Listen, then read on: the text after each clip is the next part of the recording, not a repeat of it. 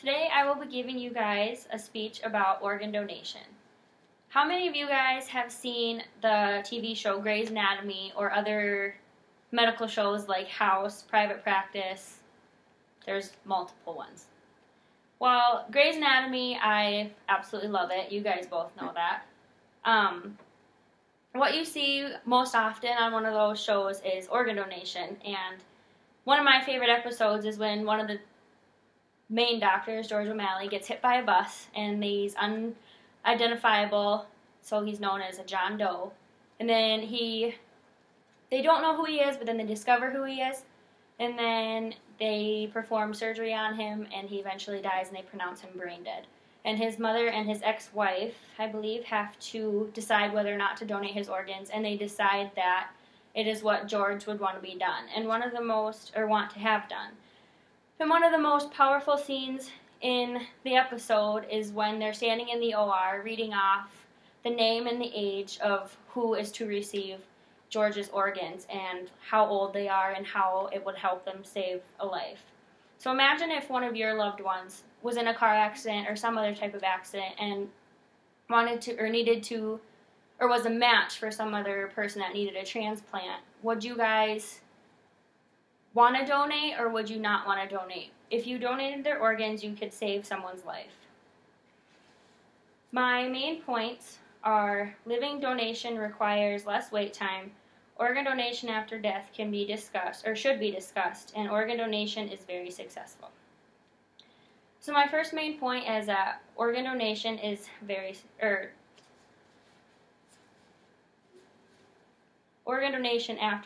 living donation requires less wait time. Organ donation is very beneficial, but after death is not the only way to donate organs. Living donation requires less wait time, and according to my articles by UNOS, Facts and Figures, and Information You Should Know, 1,800,000 people are listed on the donation list. Living donors make 6,000 of those donors. They have two types of donations. There's direct donor and non-direct donor. Directed donors are ones who they pick who they want to have their organs donated to, and it can be a family member, a relative, people who are blood related. And then non-directed is like a spouse, a friend, people who are not related. Living donors have to be in good overall health, so they have to have no high blood pressure, HIV, diabetes, cancer, hepatitis, or other acute infections. They have to undergo x-ray, blood tests, cancer screenings, urine tests, and multiple other tests to make sure that they are suitable for organ donation. Living donors are most useful when people are in end-stage failure for organs, but 18% of people die waiting for an organ. That is about 1 every 80 minutes. But living donors increase the number for these patients.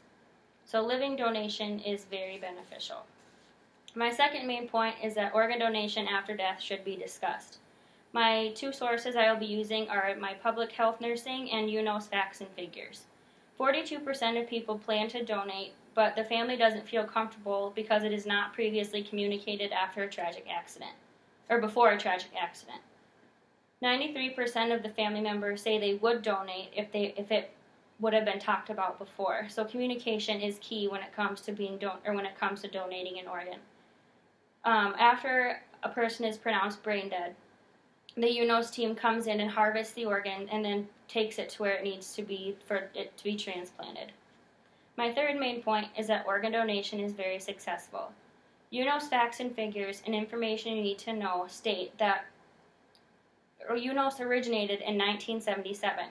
28,000 men, women, and children have received transplants, and over 10,000 organs are lined up, and it offers over 10,000 organs and line up over 2,200 organs.